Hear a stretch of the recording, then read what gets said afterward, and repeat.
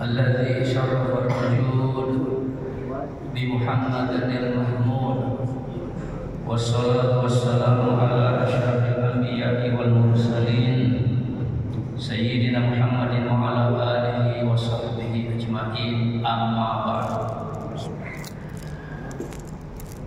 لا تغضب. Ada yang tahu artinya? Jangan marah. Inilah yang akan kita kupas. Jangan marah. Salah satu penyakit hati dari 99 penyakit hati, ini termasuk penyakit hati yang sangat berbahaya.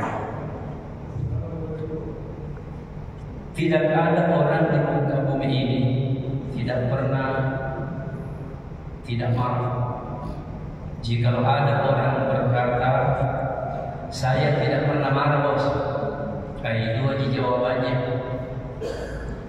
Yang pertama, boleh jadi habis obatnya.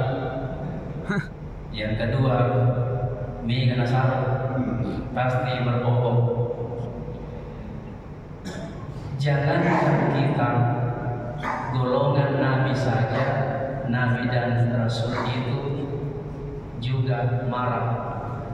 Tapi para Nabi dan Rasul itu marah, marahnya itu positif.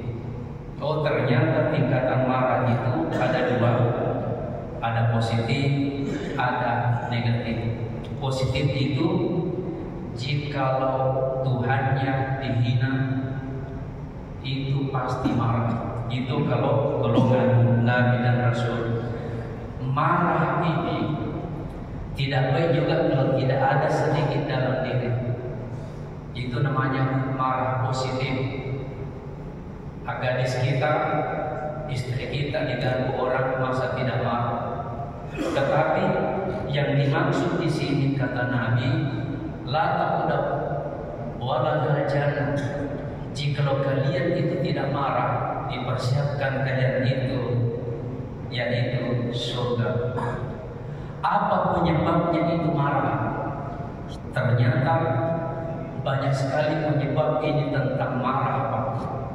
Sesuatu yang tidak diinginkan itu pasti muncul kemarahan atau kenyataan yang tidak sesuai dengan harapan. Itu biasa sebagai pelecut sehingga orang itu marah. Dijanji kita oleh orang untuk bayar utangnya 1 juta, begitu kita ke rumahnya 1 juta dijanjikan, tapi 100.000 yang diberikan, marah, dikecewakan oleh orang, dipermalukan oleh orang di depan umum. Pasti ini siapapun akan marah. Salah seorang datang kepada Nabi. Sahabat ini meminta nasihat. Ya Rasulullah, ausini, berikan nasihat padaku. Kata beliau, la taqdab, jangan marah. Faraddada miraran, diulangi lagi sahabat itu, ya Rasul, berikan lagi nasihat untukku. Kata Nabi, la taqdab, jangan marah. Faraddada miraran, berulang sahabat itu, ya Rasul, berikan nasihat lagi untukku. Kata Nabi, la taqdab, jangan marah. Walakal jannah, surga tempatmu. Hadirin sekalian, saya mau menguraikan tadi bahwa golongan Nabi juga itu marah. Nabi Ibrahim alaihissalam luar biasa marahnya karena merasa Tuhannya itu dilecehkan. 73 patung. Begitu orang pergi, ya semacam pesta tahunan, Rasulullah Ibrahim mendatangi gedung yang tempatnya patung-patung berhala itu sebanyak 73. Dihancurkan oleh Ibrahim 72. Yang disisakan itu yang kabir illa kabirah, disisahkan satu. Alasannya Nabi Ibrahim, biarkan mereka bertanya nanti siapa yang menghancurkan. Ibrahim marah, makanya dihancurkan patung-patung itu. Nabi Musa alaihissalam seperti orang yang kita sebelumnya marah, walamma raja'a Musa ila qaumi ghadabana. Nabi Musa datang kepada kaumnya yang tadinya itu sudah menyembah Allah, tetapi begitu diberikan amanah kepada Harun, Harun tidak bisa mengatasi umatnya. Akhirnya umatnya kembali untuk menyembah patung. Nabi Musa marah.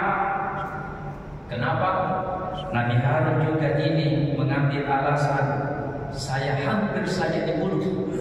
Makanya Nabi Musa menarik rambutnya Harun, jenggotnya Harun. Hadirin sekalian, Nabi Yunus, ini semua di dalam Al-Quran Bapak sekalian. Kita tidak mengada-ngada. Saya berusaha untuk memberikan uraian yang tidak mengada-ngada. Mestinya ini kita bisa lanjutkan sekali sebulan. Kalau judul saya itu begitu runut ke belakang, tidak lari-lari. Judulnya marah ke bawah. Apa kata Nabi Yunus? Wa zannuni izzahaba mughadiban. Nabi Yunus ini marah karena kaumnya itu makhluk ciribang untung. Apa itu? Telinga wajah itu punya telinga tetapi tidak mendengar. Tidak ada seorang pun kaumnya mendengar dakwanya Yunus. Akhirnya Yunus marah meninggalkan kaumnya. Rasulullah SAW juga marah. Kenapa marah? Ternyata salah seorang waktu itu kaumnya berkata, ini salah seorang kaum kita mencuri perempuan. Bagaimana ini? Malu kita ini orang Quraisy. Siapa yang bisa mendatangi Nabi? Mayukallimu fiha Rasulullah sallallahu alaihi wasallam. Siapa kira-kira yang bisa mendatangi Rasulullah minta dispensasi supaya kaum kita ini, perempuan ini tidak dihukum? Hampir semua mengacungkan tangan, yaitu Usama.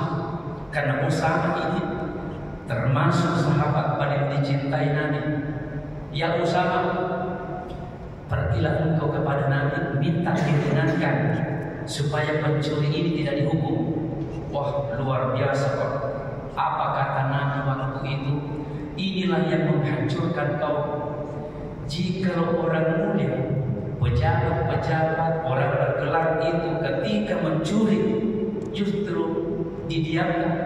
Tetapi ketika rakyat jelata itu mencuri, justru tajam hukuman itu.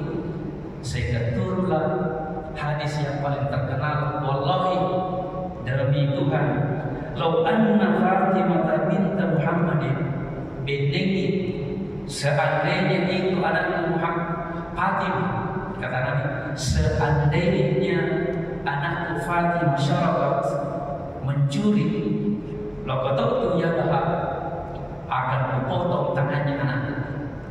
Marah Nabi disebabkan karena adanya tawar-menawar tentang hukum. Berikutnya Bapak sekalian, lagi-lagi tentang marah. Nabi pernah memarahi Mu'az. Mu'az ini setiap kali sholat selalu panjang bacaannya, sehingga berbondong-bondong itu jemaah datang kepada Nabi komplain, ya Rasulullah, itu Mu'az malam ada bacaan. Bayangkan. Sehingga Rasulullah bersabda, idza shalla ahadukum lin-nasi falyukhaffif.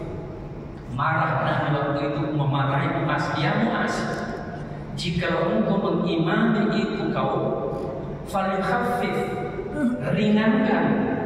Kenapa diringankan? Fa inna fihim dha'ifa. Tahu tak kamu di belakang itu ada orang yang lemah, ada orang tua, boleh jadi ada orang punya hajat. Makanya meringankan, kecuali jika engkau mau memanjangkan ketika engkau sholat sendirian. Nah, makanya Pak, ini juga ada menjadi imam, jangan terlalu panjang bacaannya. Jikalau ada suara anak kecil sudah menangis, stop, langsung rukuk.